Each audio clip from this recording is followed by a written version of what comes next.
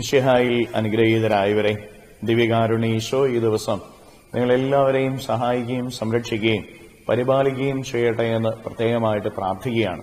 കർത്താവിന്റെ സംരക്ഷണവും സഹായവും ഈ ദിവസം മുഴുവനും നിങ്ങളുടെ കൂടെ ഉണ്ടായിരിക്കട്ടെ.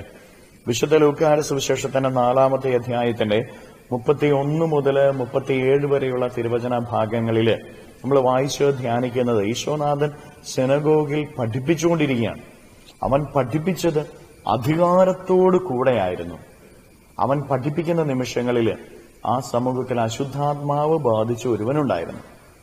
അവൻ എഴുന്നേറ്റ് നിന്നിട്ട് ചോദിക്കുകയാണ്, നീ എന്തിനാണ് ഞങ്ങളുടെ കാര്യത്തിൽ ഇടപെടുന്നത്? കർത്താവ് ആ വചനം ഉപയോഗിച്ചുകൊണ്ട് തന്നെ ആ അശുദ്ധാത്മാവിനെ അവരിൽ നിന്ന് പുറത്താക്കുന്നതാണ് നമ്മൾ കാണുന്നത്. വചനത്തിന് ശക്തിയുണ്ട്, മാറ്റം വരുത്തുന്ന ശക്തി.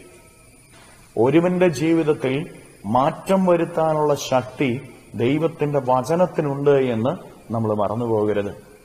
അശുദ്ധാത്മാവ് ബാധിച്ച ഒരുവൻ അവന്റെ ശക്തിയുള്ള വചനം കേട്ടപ്പോൾ എഴുന്നേറ്റ് നിന്ന് ചോദിക്കുക, ഞങ്ങളുടെ കാര്യത്തിൽ എന്തിനിടപെടുന്നു? അവനവിടെ നിൽക്കാൻ പറ്റുന്നില്ല. കർത്താവിന്റെ വചനത്തിന്റെ ശക്തിക്ക് മുമ്പിൽ പിശാചിന് നിൽക്കാൻ പറ്റുന്നില്ല. അവനെ ആ വചനം കൊണ്ട് തന്നെ കർത്താവ് പുറത്താക്കുകയാണ്. പ്രിയപ്പെട്ട ദൈവമക്കളെ, നമ്മുടെ ഓരോരുത്തരുടെയും ജീവിതത്തിൽ വചനത്തെ നമ്മൾ സ്വീകരിക്കണം. ആ വചനം പഠിക്കണം, ആ വചനം വായിക്കണം, വചനം പ്രാർത്ഥിക്കണം. ആ വചനത്തിന് ശക്തിയുണ്ട്, കാരണം അത് കർത്താവ് ഈശോ മിശിഹ തന്നെയാണ്.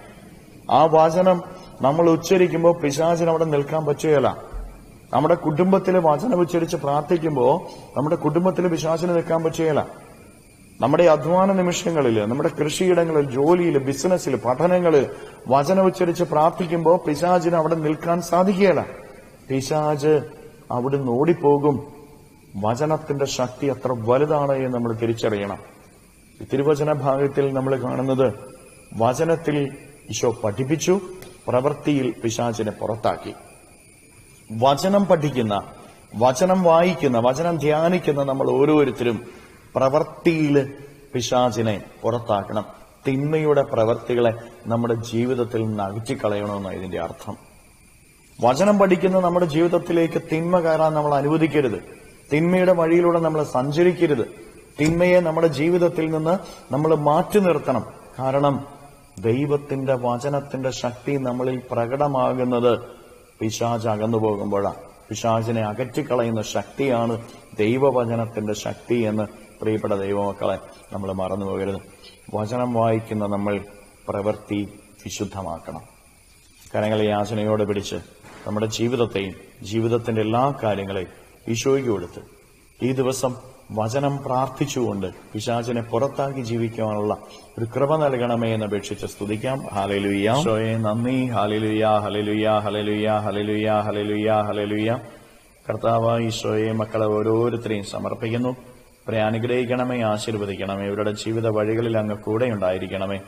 അധ്വാനങ്ങളിൽ ഇവരെ സഹായിക്കണമേ. കർത്താവേ, എല്ലാ പൈശാചിക ബന്ധനങ്ങളെ ഇവരുടെ ജീവിതത്തിൽ നിന്ന് അകറ്റണമേ. ഇന്നത്തെ ഇവരുടെ അധ്വാനങ്ങളിൽ അങ്ങ് ഇവരെ സഹായിക്കണമേ. ഇവരുടെ കൂടെ നടക്കണമേ. ഇവരുടെ കുടുംബത്തിൽ സമാധാനം വർഷിക്കണമേ. ഈശോയെ, ഈ ദിവ്യകാരുണ്യത്താൽ ഇപ്പോൾ ഇവരെ ആശീർവദിക്കുമ്പോൾ ഇവരുടെ ജീവിതത്തിൽ നിന്ന്, ഇവരുടെ ജീവിത വഴികളിൽ നിന്ന്, അധ്വാനങ്ങളിൽ നിന്ന്, പഠനങ്ങളിൽ നിന്ന് എല്ലാ തിന്മകളും ബന്ധനങ്ങളും കെട്ടുകളും പിശാചിന്റെ ഉപദ്രവങ്ങളും നാരകീയ ശക്തികളും നിർവീര്യമായി തീരട്ടെ എന്ന് കേൾപ്പിക്കുന്നു. അന്ധകാരത്തിന്റെ കെട്ടുകൾ അഴിയട്ടെ എന്ന് കേൾപ്പിക്കുന്നു. ഹല്ലേലൂയ, ഹല്ലേലൂയ, ഹല്ലേലൂയ. നിത്യപിതാവും പുത്രനും പരിശുദ്ധാത്മാവുമായ സർവേശ്വരായ എന്നേക്കും ആമേൻ.